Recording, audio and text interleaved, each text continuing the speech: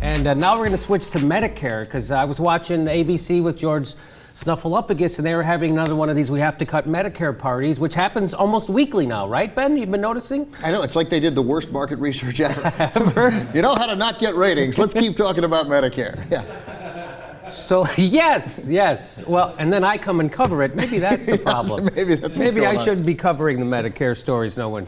Anyway, but they're...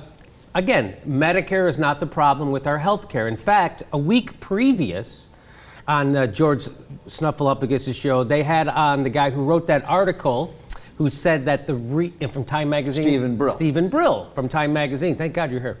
And he figured out that actually we would save everybody money if we lowered the age of Medicare, that Medicare actually saves everybody money because it's more efficient. Well, of course, we all kind of knew all this stuff, and we needed somebody to put it in time. So he told this to all these people, George Will and George Snuffleupagus. And they've had a week to sort of ruminate on it. Yes. Exactly, yeah. And here we are right back at it. Here they bring in the new senator from Wisconsin to talk about Medicare. He beat Russ Feingold, right? So, he did. This guy, Ron Johnson. He's like a gazillionaire. He's a gazillionaire. And here's what he says. Before we try to talk about Social Security or Medicare or entitlements, we have to first do what? Let's play that first Medicare clip. You got to spend a fair amount of time figuring out what we agree on first. You know, so many times we're talking about different numbers, and we have to first agree on the facts, the figures.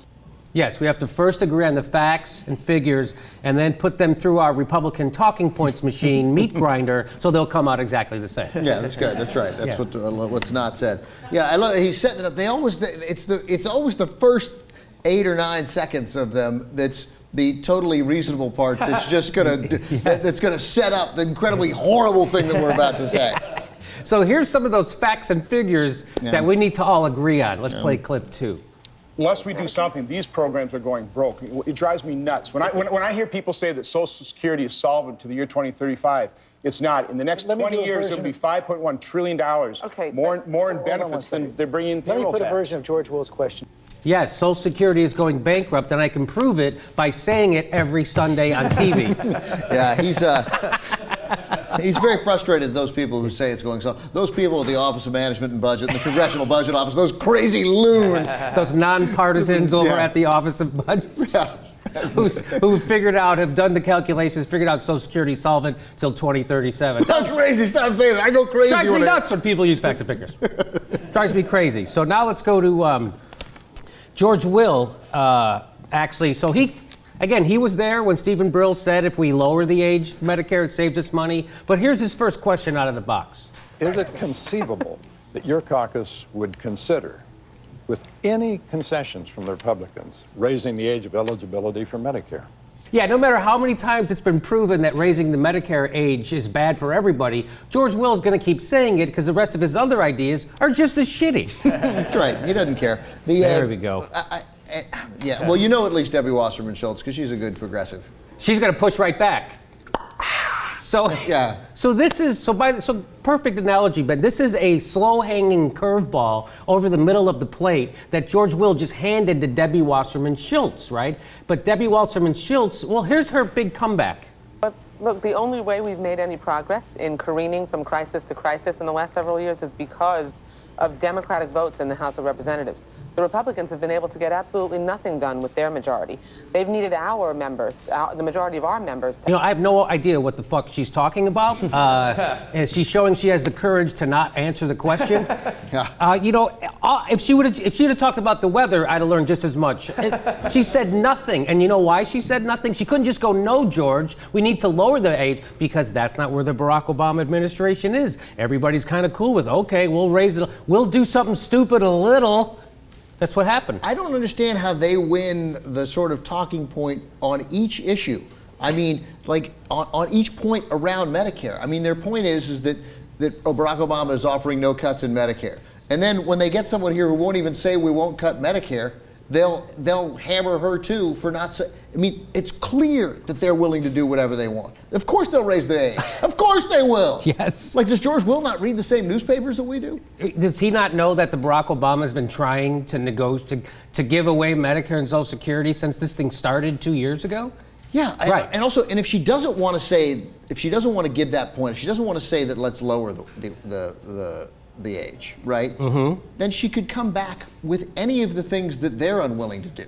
Like stop, but once again, because the other part of that argument is not just that she failed to defend Medicare, but she also failed to suggest that no, it's your whack job party that won't negotiate. We're ready to negotiate on anything. So even if she said the thing that we hate, we don't want them willing to negotiate, but we know they are. She still wins. At least say, yeah, we are. Of course we are. We're willing to talk about anything, but you guys won't talk about anything. You won't give anything back for that. Yes. But no, instead she talks about sunny and 74. Good day to spend some time at the beach. Chet, Nat, back to you. And if you thought, so that was the person who's supposed to be defending Medicare. That's the person, Debbie Wasserman Schultz. She's the Democrat who couldn't do a shittier job of defending it. Now we go to a reporter from Bloomberg News, right? This is a reporter, all faxy, and here's what she says that President Barack Obama needs to do in order to get a deal over the debt.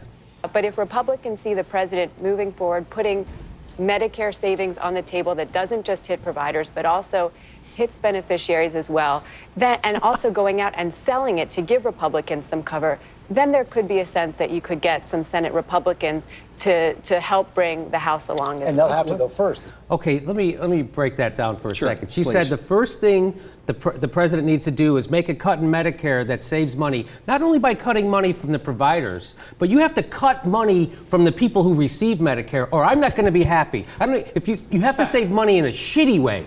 You can't just save money in a good way. And then she goes on to say that the president needs to propose these cuts and then give the Republicans cover so that they and by the way, not so that they, so that like 2 or 3 Republican senators might maybe go along and put a little pressure on some House members. And maybe, and then maybe he should name his next kid after John Boehner and then raise some money for the Republicans. Are you kidding? She didn't say the opposite, though. Did you notice that? She didn't say what the House Republicans need to do is raise taxes, propose it, go out and campaign on it, and give the president some cover for raising taxes.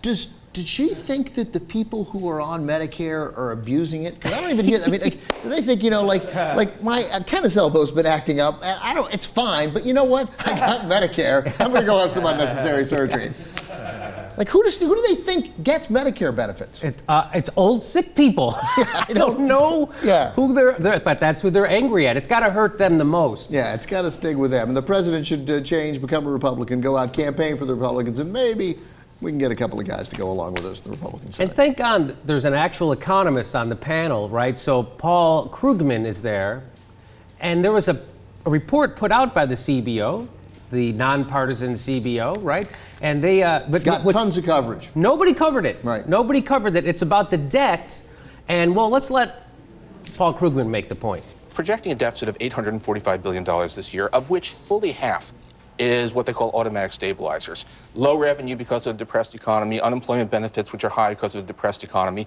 With a fully recovered economy, the budget deficit would be down to about $420 billion, which is, in fact, a level that is consistent with a stable debt position. It is, the budget deficit now is back to what it was in 2006, back to what it was during the height of the housing bubble. So we are, in fact, we have already basically brought the budget under control, and nobody noticed. For the next 10. So, yes, so basically the budget's been brought under control. If you control for this depression that we're in, right? So basically the budget's been taken care of. Nobody noticed, but we've got to make all these cuts to Medicare before anybody actually does notice. Yeah, that's exactly right. And the good news is that next week, on This Week, they'll discuss that plan because Krugman brought it up, and we'll see a very reasonable, sober conversation. That's exactly. I'm looking forward to watching. Anytime somebody says something that's actually on point, it gets ignored. That's exactly what's going to happen with that point.